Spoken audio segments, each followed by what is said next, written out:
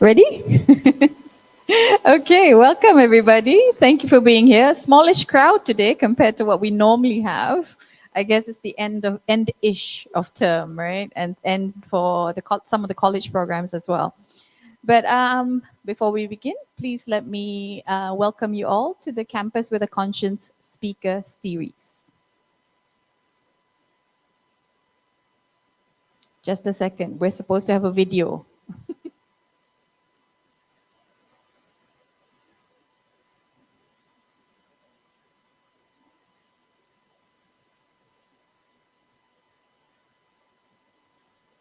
Seng Choi's video is not ready for the first time ever in CWAC history.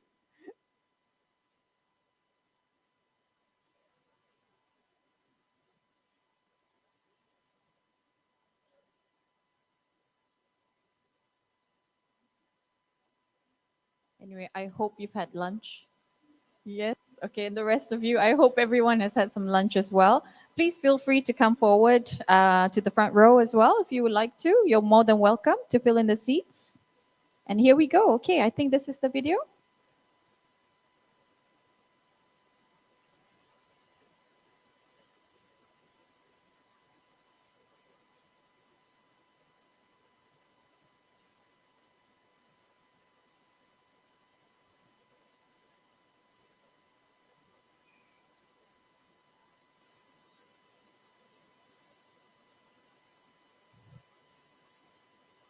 Technical difficulties, yeah?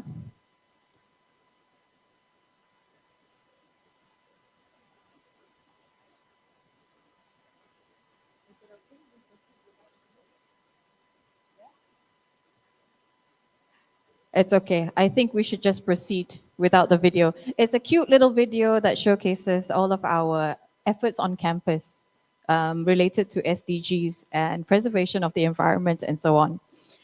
Okay, and it's also a message from Professor Jeffrey Sachs himself as well as one of our patrons. Okay, so again, hello everybody. Welcome to today's Campus with a Conscience speaker series, a seminar series focused on presentations on sustainability hosted by Sunway University. So my name is Lisa Zainuddin. I am a senior lecturer with the School of Arts, and I will be your host for today, for the day. So in the audience today, we have wonderful guests, some familiar faces, some not so familiar faces. So I welcome you one and all. So as you are aware, Sunway University is home to the Jeffrey Sachs Center for Sustainable Development, the Sunway Center for Planetary Health, and we are also the Sustainable Development Solutions Network home for Asia, alongside New York and Paris. So this makes us the perfect host for this platform, and merit its reputation for nurturing a holistic education and promoting a planetary health mindset within our future nation builders.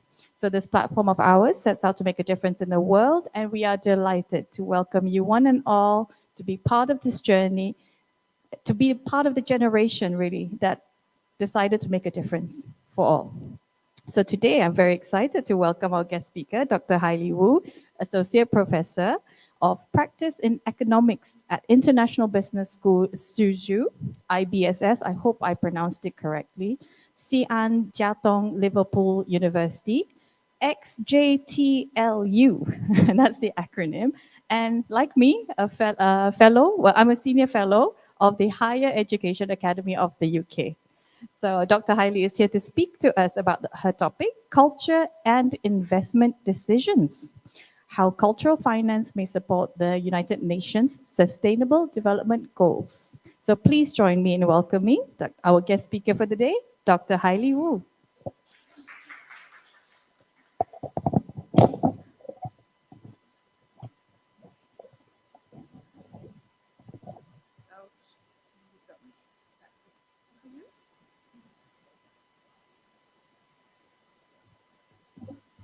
Hello, good afternoon, everyone. Thank you very much for this very kind introduction. And also, I think the topic today actually is very much relevant to the gender of this Sunway University of this talk series, because it's on the UN Sustainable Goal. And so actually it's my great honor and pleasure to be here to share my ideas with everyone here. I arrived actually yesterday, so I already visited campus, just wander around. I was really impressed by the atmosphere. I think the students, the piano skills are very good. So the music is lovely. And also I see quite a lot of pictures of the UN Sustainable Goals around the campus. And so that's why I feel the topic today is going to be very relevant. I hope also interesting to everyone. And just like my brief bio at the top of this, at the bottom of this slide, actually I did my BA in, my research today is really very reflect of my background because it's very interdisciplinary, very across different fields. I did my BA and MA in economics at Cambridge University. And after that, I started working in London as a banker. So I spent nearly 10 years working in London financial sector. During these 10 years, I finished my CFA Chartered Financial Analyst. So I got a CFA Charter. And also I completed my Master in Law from Queen Mary College, University of London. And then after that, I embarked on this PhD journey in psychology from University College London. So I did all my PhD while I'm working in London. So it took me really long time. And the reason I chose psychology, because I really interested in the behavior finance, behavior economics. And then after that, nearly 10 years, 20 years in the UK, I moved back to China. My first job actually in Hainan is I was appointed as a senior advisor for the local government in Hainan, which is very similar climate with Malaysia actually. It's very hot, humid. And then after that, I got my current job, which is in the academic. So I'm associate professor of practice. So that whole my journey actually really going to reflect it in my research. You will see in a minute. And this is an invitation actually from Cambridge University for me to go next June. Is because I was written a book chapter for this book. This invitation from these two editors. One is the Professor Lucy Rush from Cambridge University. Another is Professor Cass Sutton from Oxford University. So this today's talk is very much based on my book chapter. And this book is going to be published next spring. I think. I hope you will have opportunity to read. And this is introduction of this one-off editor. She used to be the advisor to Angela Merkel in Germany for sustainable issues. And Professor Cass Sutton in Harvard University, he is actually close advisor to Biden Obama, and also he's the author for best-selling book. Nudge. I'm sure if you have heard about behavior economics, you must have heard Richard Thaler, who is the Nobel Prize winner in economics, and they are the co-author for this one of most famous books in behavior economics. And so I'm going. Yeah, that's the two editors. So the book actually is in how the behavior science could really promote sustainable development. And my research, the reason I was invited to contribute to such an important book is because my research method is very unique, and the research field I'm really tackle is also very underdeveloped and is very new research field. It's called cultural finance. As you can see, if you are from business school, I'm sure also if you're from other school, and I'm sure everyone heard finance, right? Is in the modern days, we cannot avoid finance in our daily life. In traditional finance, we know is very much about maximizing returns and about perfect decision maker, rational decision maker. Traditional approach really become criticized. So that's why we move to behavior finance, which is also become again a lot of audience. However, behavior finance still assume the bounded rationality or bias is similar or same across different cultures. So they don't look at culture specific behaviors. And then it's moved to culture finance, which add extra layer finance by looking at cultural differences in the so-called cognitive bias and also look at the financial behaviors as well. So this is a little bit literature review. Actually, just up to 10 years ago, if you look at the topic relating to cultural finance, if you across all the top, the very good financial journals, it's about only 100 articles attached the cultural finance. So based on most recent review, which is I have put here today. This is 2023.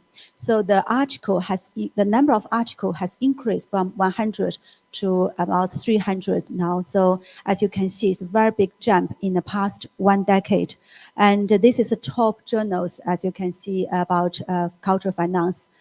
This is most cited articles in this area. So as you can see, the title, which already review the agenda, a topic of this research, is really using culture to explain different financial phenomena. So then the cultural finance is really combine the cultural psychology with finance. And now actually my PhD is in psychology, so mainly in cultural psychology. So in cultural psychology, there's two essential constructs which affect decision-making for our human being. One is the cultural values. Another one is cognitive thinking.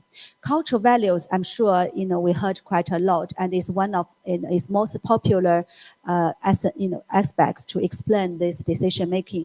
And very often, our Asian countries being regarded as collectivist societies, and the UK, US, these Western countries often regarded as individualist countries. So collectivism and individualism is the most popular cultural values, differentiate China with the West and also the Asian with West. Another construct is cognitive thinking styles. I think just now our host mentioned about holistic. So actually in cultural psychology, we differentiate two thinking styles. One is holistic, another one is analytical thinking. There's plenty of research in psychology shows Western thinkers tend to be analytical, and the Chinese and especially Japanese and people from Asian, they tend to be very holistic. So what the difference between holistic and analytical? Holistic is really looking at things from perspective and pay attention to context. An analytical thinker really pay more attention to the focal object. So just give you one example. And the one experiment done by cultural psychologists ask participants how you explain a murder case. So the participants from Asian, they would say the behavior is probably influenced by bad social values or maybe bad family, and the environment, by family, the education, all these things is from Asian participants. And the Western participants and attribute these behaviors more to this internal disposition. So this person is bad, kind of, that's personality. So that is one example about the holistic thinking and the analytical thinking. So this a lot of experiments show very clear patterns. So here is the basic formula for cultural finance. So if you haven't read any articles about cultural finance, if you just read this formula, you will understand what they are trying to do. So basic cultural finance is to using cultural elements, mainly cultural values, to explain the left side of a variable, which is different financial phenomena. It can be dividend policies, which actually, and also momentum trading profits, which we saw one of article in Journal of Finance, the top journal in financial research. So this is the very basic, very common approach, and we name it as dimensionism in traditional cultural finance. Today's my talk is going to show you why my approach is different and how I progress the current stage of cultural finance. This formula, which is basically provide explanations of divergent financial phenomena across cultures, to examine cross-cultural differences in the analytical process of investor decisions. And so the challenge of so the reason why so far the cultural finance is still lingering in the dimensionism, the formula I showed you, is because there's a first, number one, disciplinary bias. If anyone of you from financial background, you must understand know this common approach in finance is very quantitative, and they build models and try to solve it, like the relationship between dependent variable and the independent variables. So that's really, they focus on qualitative research. However, if you are from sociology department, and I think our host today is from art department, you will realize that so wealth of information can be lost in quantitative research. So qualitative research instead, like interviews and field work, is really can provide other, as wealth of information, and also a lot of things we probably have missed in a regression. So, and also the reason, another question people might ask, why cultural psychologists cannot doing any research on financial decision. So that's really related to the inherent complexity of finance decision. As we know, financial decision is very different our daily decision, like purchasing a sandwich, right? That's consumption decision, or purchase a clothes.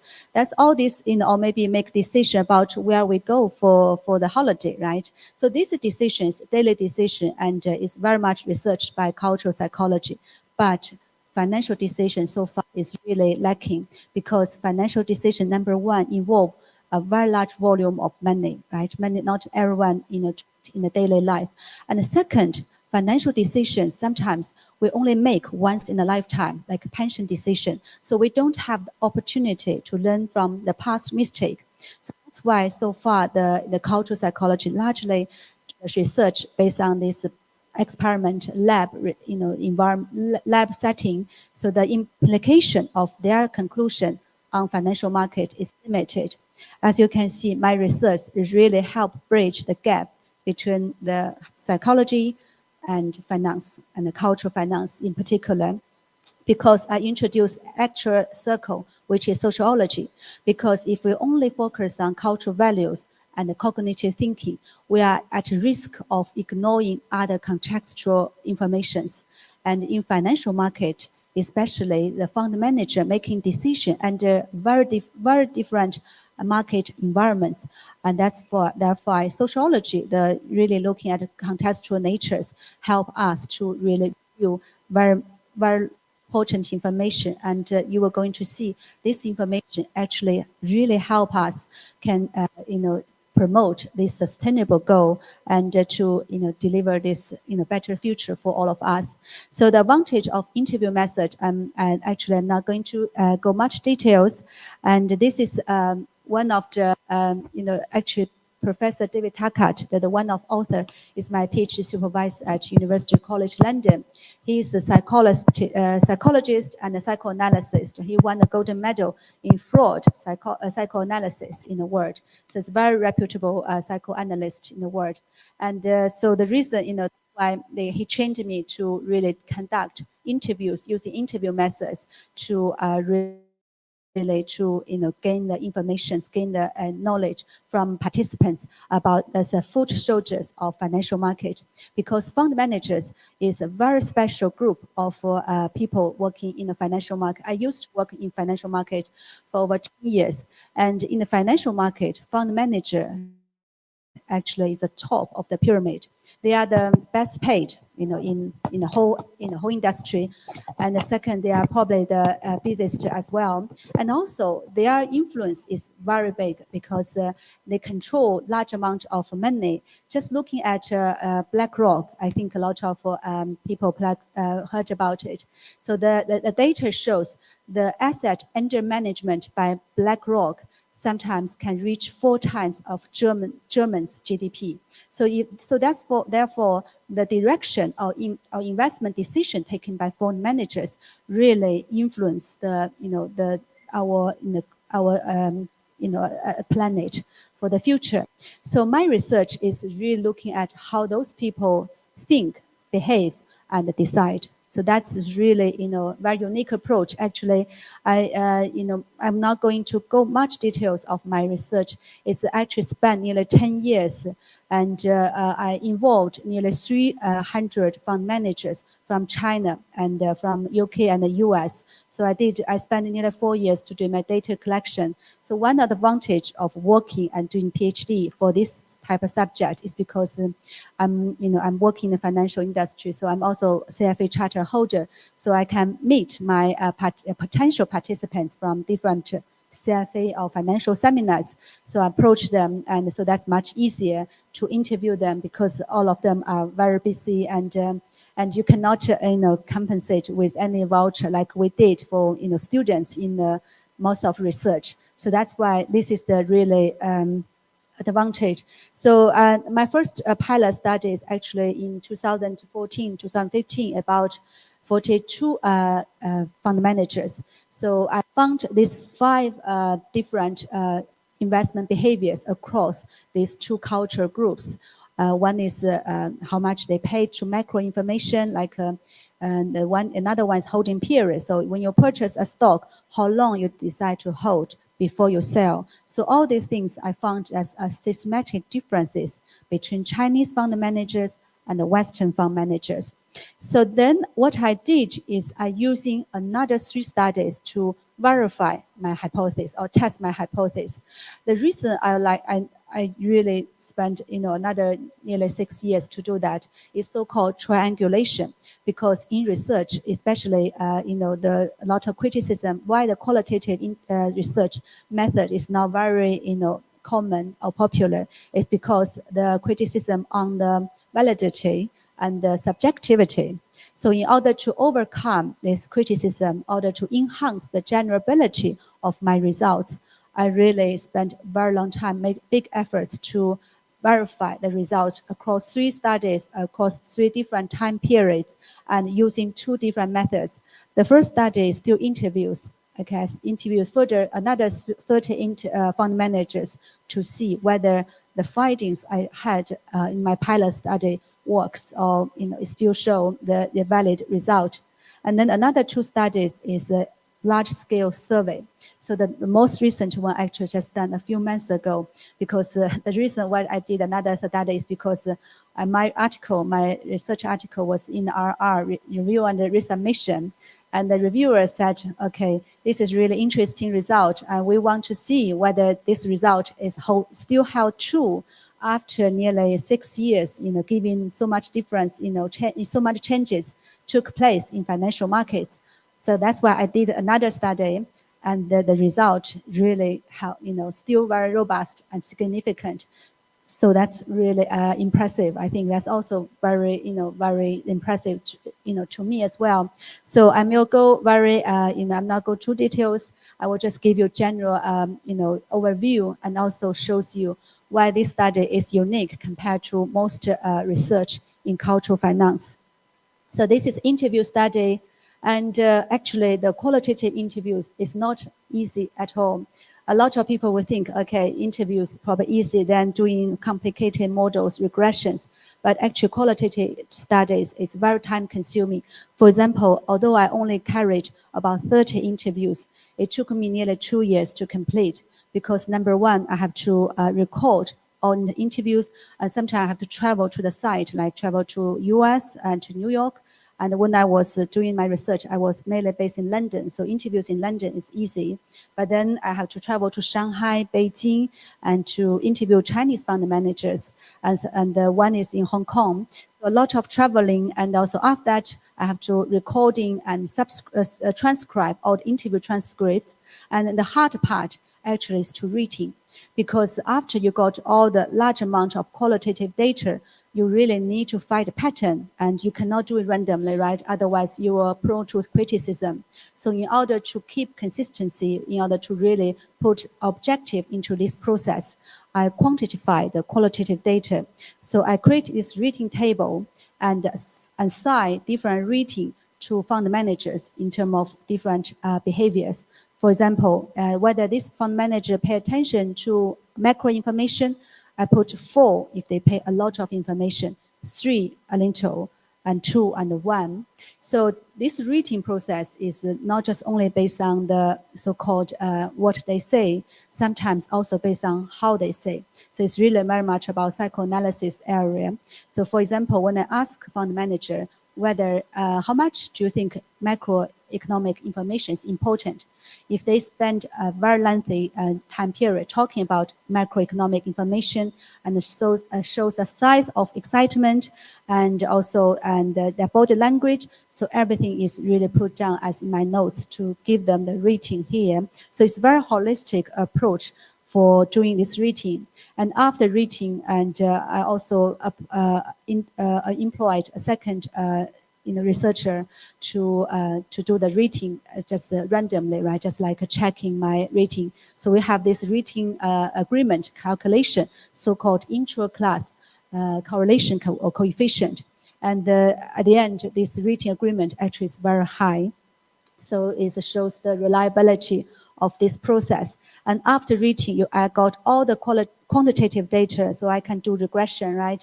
And as you can see, the top one is a culture background, and it's always consistent for these 4 investment behaviors. So that shows you the hypothesis is valid. And the next one is actually very large scale survey. It's about 200 fund managers involved. So it also took me really long. What I did is I used LinkedIn as a key method to approach fund manager, ask them to participate in this survey.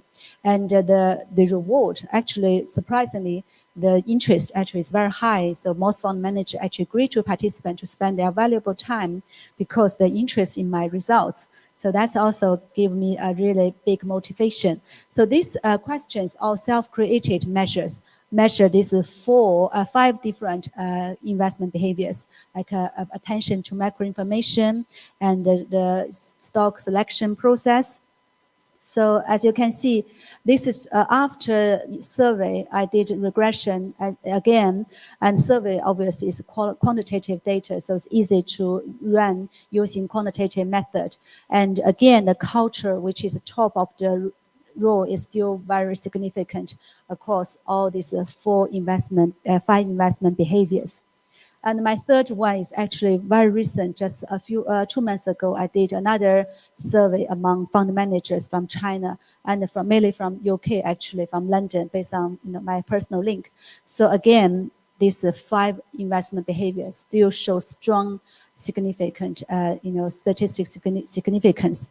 So it's really gave me the confidence my result is valid and also very robust. And so I just summarized these results based on my 10-year study. So as you can see, the one is micro differences. So just to give you one example, when I interview Chinese fund managers, and some of them would say, okay, my approach for investment, I choose a hot sector and a very popular sector. And after I pick one sector, I would be very relaxed about which stocks going to select. So that shows you the side of really he pays attention to macro information.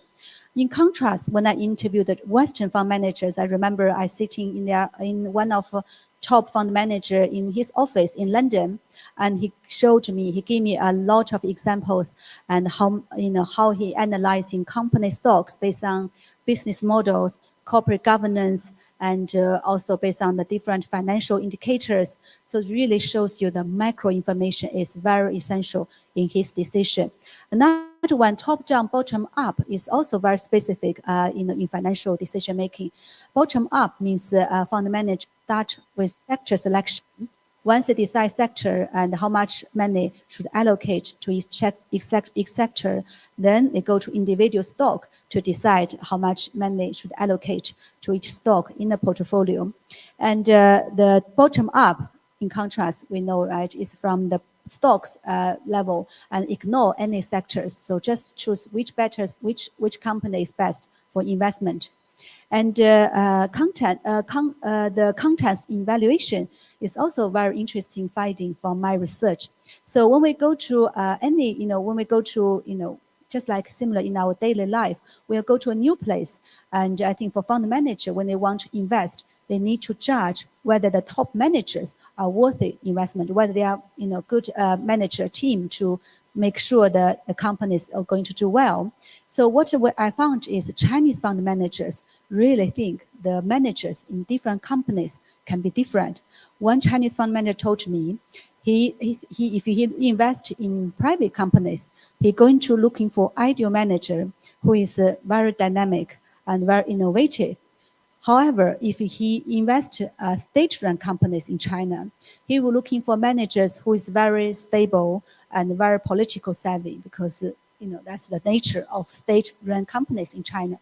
And however, if you invest Western fund managers, when I interview them, and they told me, okay, we have a checklist, and we go to companies, just tick each box. For example, honesty, whether they are care about shareholder values, whether they are really practical. So all these things are same across different sectors, different companies, and different ownership. So that shows you the context is very much ignored in their process.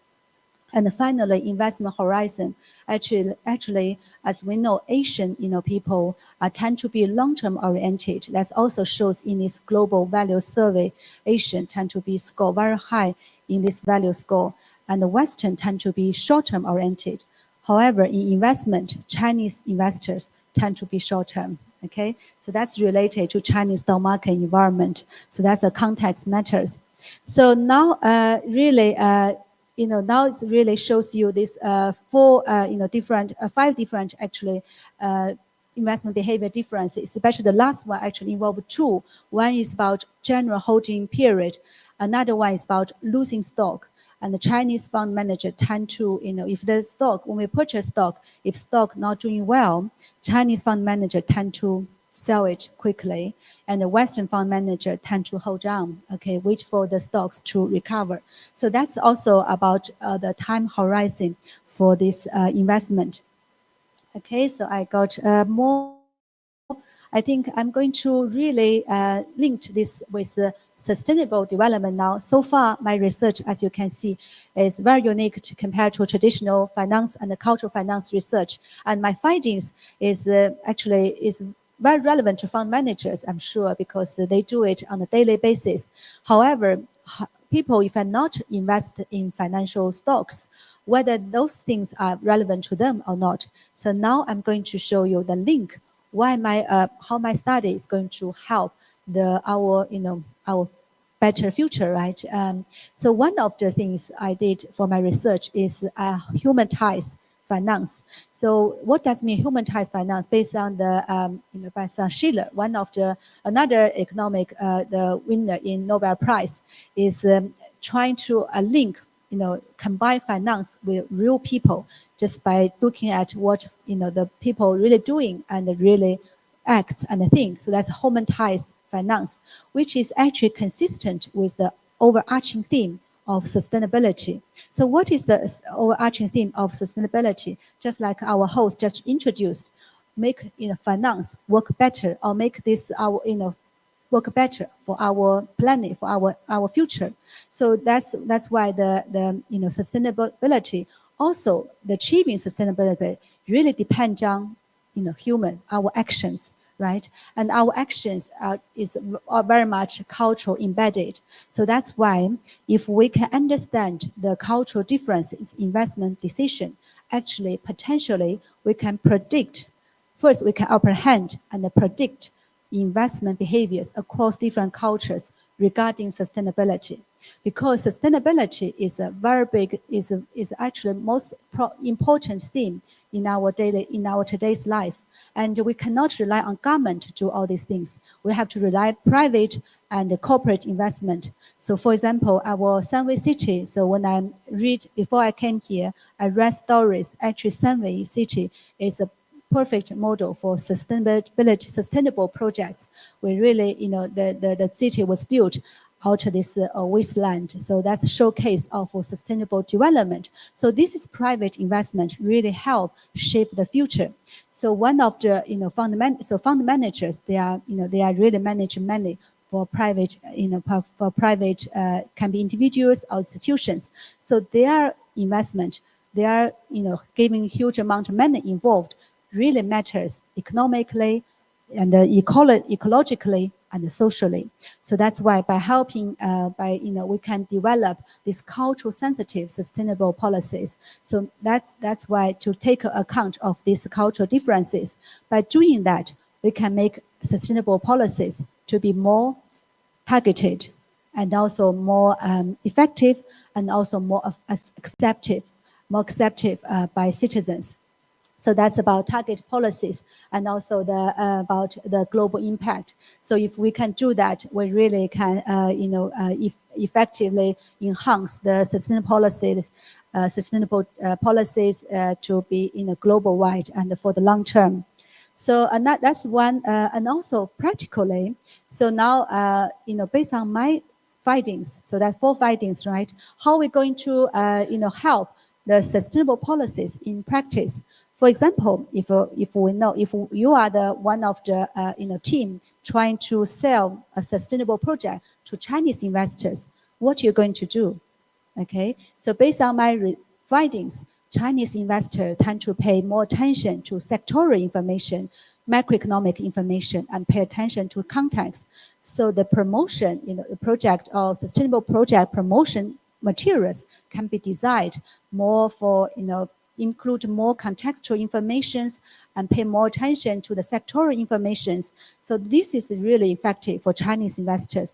On the other hand, if you want to marketing for the Western, if you want to attract Western investment, so then you can do the opposite strategy. So it can be very effective.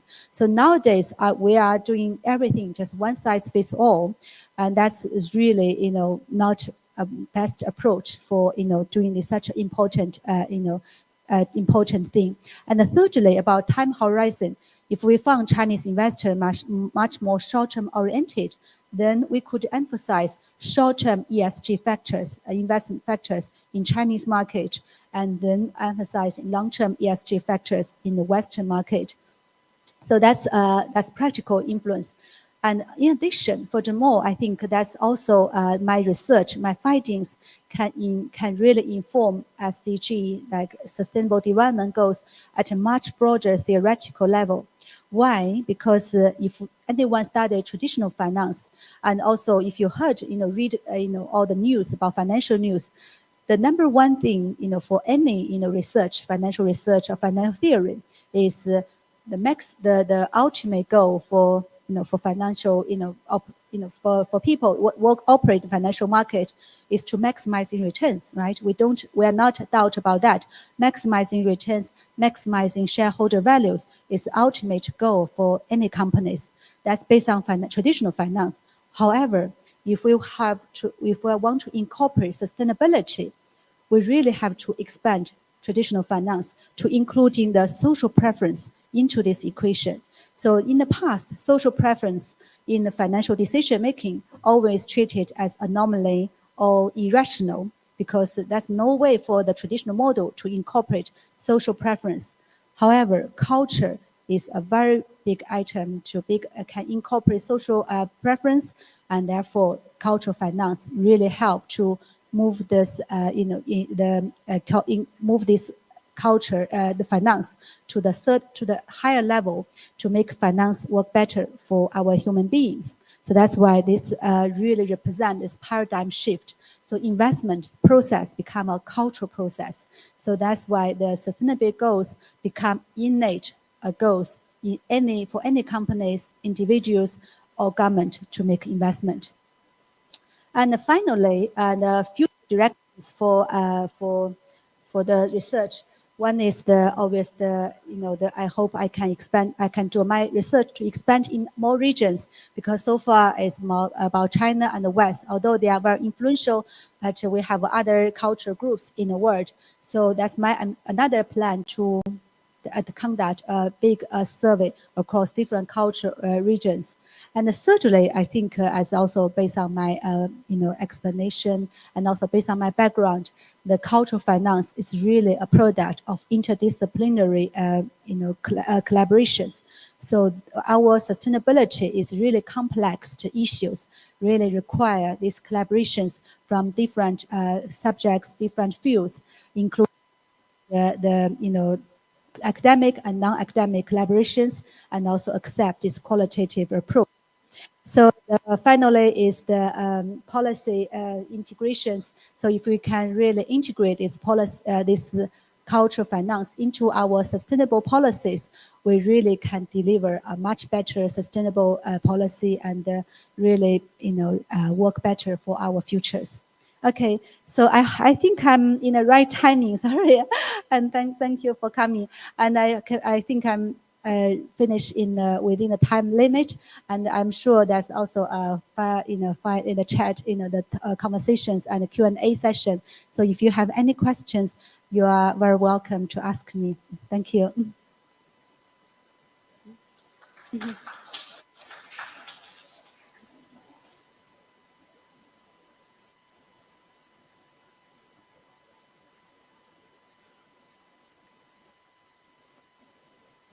Testing? Okay. Thank you so much for that, Dr. Hailey. Very interesting. I mean, it's something very different for someone from the arts like me. Something that's very, I suppose, not very prevalent in our everyday trail of thought, really, isn't it? Cultural finance. That is really something. So for me, I'm not sure about the rest of you in the audience today, but I think for me, the biggest takeaway point that I can point out today is the interdisciplinary collaboration aspect of your research. And you mentioned that this is a collaboration between finance, your years in finance, working in finance, and also your doctorate degree, which is in psychology. Yes. So marrying the two together. So if you could just talk to us about this interdisciplinary aspect of your research. Thank you. Actually, my research is also a reflection of my life experience. So when I was studying Cambridge, I did economics. So as you know, Cambridge is very traditional and very, the old-fashioned economics.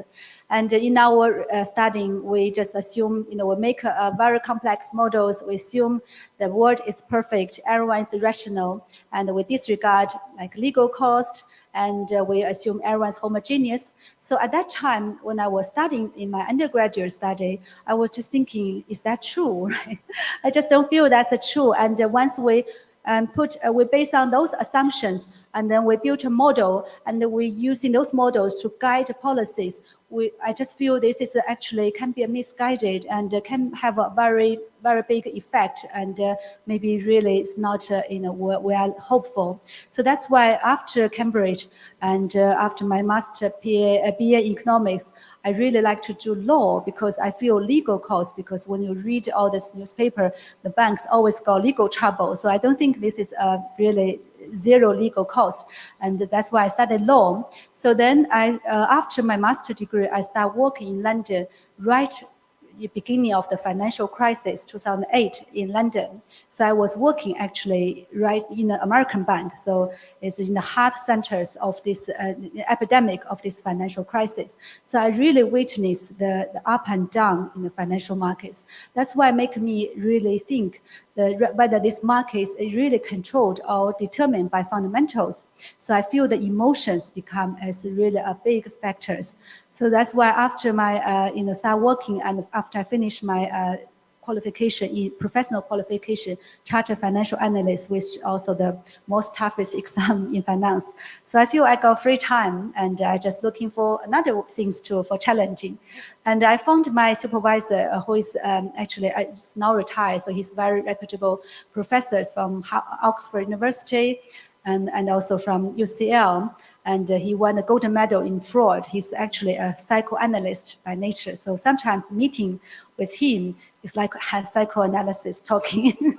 So it's really interesting. He's really asked me, do you understand that one? So when you interview the fund manager, you need to go deeper. You need to really go down to what they think, not just suffice information. So he trained me when I tried to do interviews, because interviews is actually a pioneer in the method he used in his research.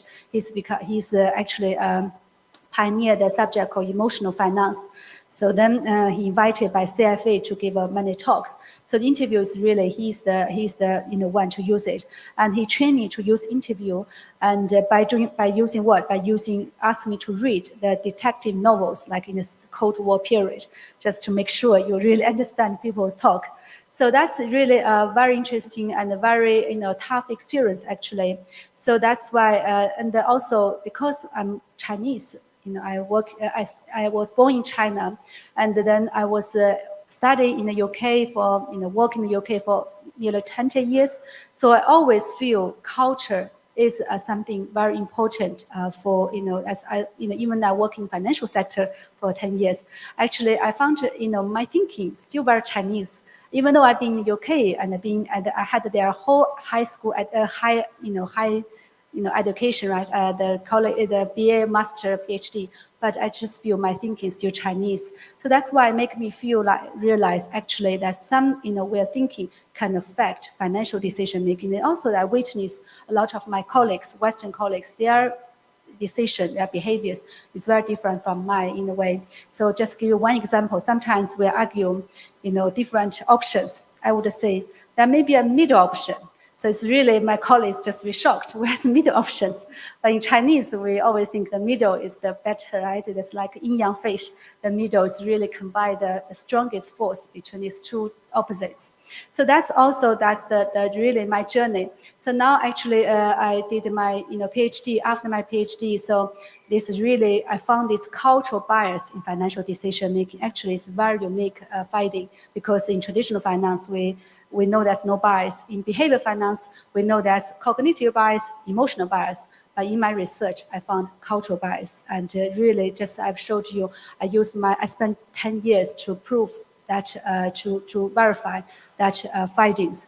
And then later on, I met this professor from Cambridge and also professor from Harvard University, because I was invited, this student actually invited to give a speech at a behavior conference there in June this year.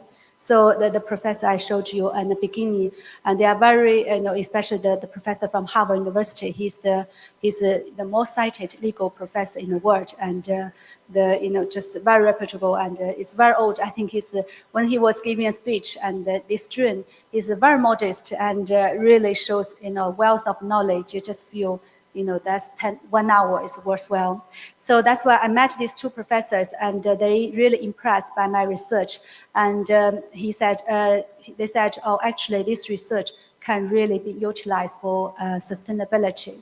And so they have this book on the consumer behavior sustainability, because when we talk about sustainability, it's really about government and the corporates, right? Actually, everyone, we can make our contributions to these big goals. It's not just we leave these things to, our government, to our big corporates. Everyone has a duty to play our part. So consumer behaviors is really, in the daily life, we can just try not to use plastic and reducing our, this plastic, assumptions in this, to protect our planet. And also, so that these two professors said, my approach in finance really help to to influence this so investment behaviors, because investment behaviors by nature is still consumption behaviors, because a lot of time we say investors are buy side, so they purchase. So this also a purchasing process.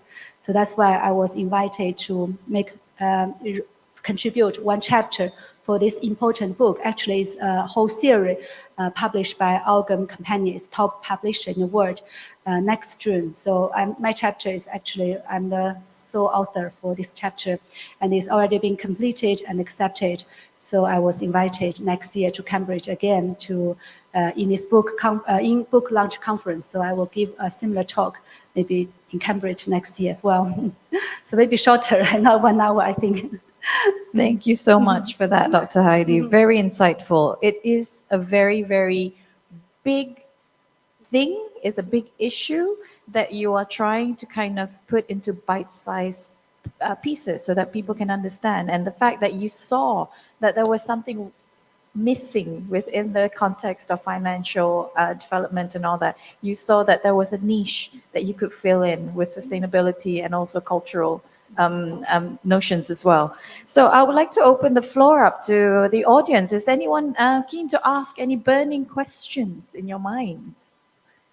Do we have any questions? Yes, sir. Hi, Hello. Dr. Haley. Thank you so much for the very insightful topic. I've been following cultural finance for quite some time, ever since the JFE paper get published, and I didn't have the chance to actually research on this. My name is Nampuna, by the way. I'm from the Department of Economics and Finance from Sunway Business School. So I'm from here. So I'm very particularly interested on the differences between the West and China, particularly on the confirmation bias. And maybe if you can, maybe relate to a little bit on sustainability and, sustainable development, because I've been asking these questions, right? So since the whole world is shifting towards trying to be more sustainable, they're investing a lot in sustainability. We want them to win. We want them to be right. But sometimes, it doesn't work that way, right? There will be some losses as well, in the journey. But some fund managers may be more inclined or more biased to creating this portfolio that is related to sustainability. And I was just wondering that what's exactly the difference now between the China and also the West? Is there any particular differences when it comes to trying to pushing the sustainability agenda? That's a very interesting question, and it shows you are really think about this issue. You ask quite a, very, various expert, questions. So then I think the one thing I would like to mention, this is involve quite a lot, sustainability involve quite a lot of issue. So in terms of, that's one thing I think you touch upon politics, right? Is depend on which government and power. So I think my research is really looking at from cultural perspective, so more general. So as you said, why some country maybe pay more attention to sustainability, maybe some other country may not pay enough attention. Like we know Donald Trump is going to is probably pay little attention, right? So this is really a politics, and it's not it's kind of random fact. So I'm looking for these things very systematic differences. So the things I think let's just show at the end of my talk is called paradigm shift. So we don't want sustainability or become a drag for, because in a normal traditional financial approach, sustainability, social preference is just drag on the, our investment. It seems like you has to, lose money by doing that. So that is really a different mentality, that's because in traditional finance, our goal is maximizing returns. We are not care about all the other things, and we want our shareholders, to be benefit most.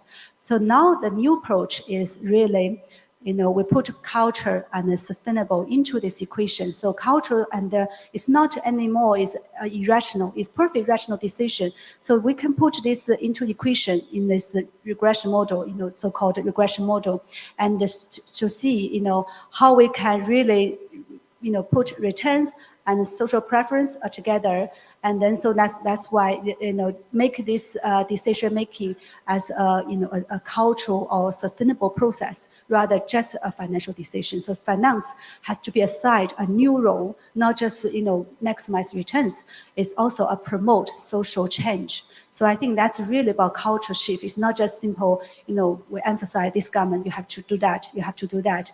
And I think this whole, academic has to change, because so now we still, if we always do like that, we always just make sustainability become actual or additional or just a drag. So it's really not good for us to promote this image. Okay. Thank you so much. I hope that answered some of your burning questions earlier. Thank you so much for your contribution. Any other questions from the floor? We have 3 minutes left. Thank you, Dr. Seng Wu. Choi. It's very insightful information. Yeah, talking about the self-control theory about the individualism and the collectivism. In the past, that we have a research about the collectivism, particularly in Japan, and individualism in US. But as the shift, the paradigm shift, Asian peoples are getting more individualistic. So do you foresee that this research will further discussions and see there is a cultural change in future? Thank Very you. interesting. So actually, this is really about a cultural psychology field. So, and actually, that's really one of my intention for my future research, because we have a lot of world survey. So actually, health stand is in the past is about based on 1960s data. So most recent is the global survey on cultural value. They do have quite a shift in the cultural values, especially among young generations. And however, based on my research, actually, I realized, the cognitive thinking. So it's another construct of of our, decision making is really essential to influence investment behaviors. So that's why so far there's no any global survey on cognitive thinking, and even though that's really a big issue for decision and for investment behaviors, as particularly the attention to context is very relevant to financial decision making. So that's also my intention to do this global survey to gauge whether different culture has their different preference for context, and it's going to be very influential for their investment decisions and for sustainable projects. Thank you. Thank you so much for that really interesting question. Collectivism, individualism, right? Yeah, sustainability, it really incorporates all of that. We are running out of time, but I just want to double confirm. Do we have any other questions from the floor? No more. Okay. Okay, I have one question for you then. Sure. Okay. In general, what advice would you give the younger generation about cultural finance or just finance in general? Yes, that's a very interesting question. Actually, I would recommend youngsters to be more open-minded, because finance, is not. I think in the future, we really want finance to work better for our human being, not just work for the fews, right, the bankers, right. And when I experienced financial crisis in London, bankers become a enemy of general population. I remember when I working late, on Friday, that's 2008. I think that's actually the demonstrations. That we were told by our employers, don't wear work suit, because on that night there's demonstration. If you wear work suit, they will think you're a banker, you might get attacked. So that really shows the finance is really lose touch with our society.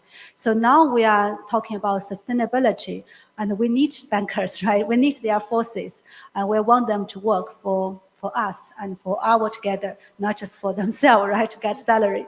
So I think I really encourage young people to be open-minded, and to be, to also encourage the collaboration, like interdisciplinary collaborations, and to see not just really focus this ivory tower. Okay, Thank you so much for that, Dr. Hailey. So with that, we've come to the end of today's session. And really, thank you so much for sharing your passion. You're obviously passionate about cultural finance. So I hope every one of us here has been able to take away something from this talk.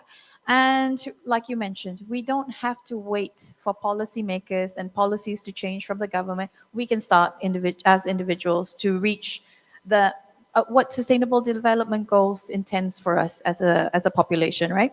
So I would like to now invite our wonderful provost, Professor Abimayu Virakumarasivam, to present our speaker of the day together with Ms. Beng Lian. To present. Were you now? Ah, One is more better preserved than the other. I would not say that. Thank you so much.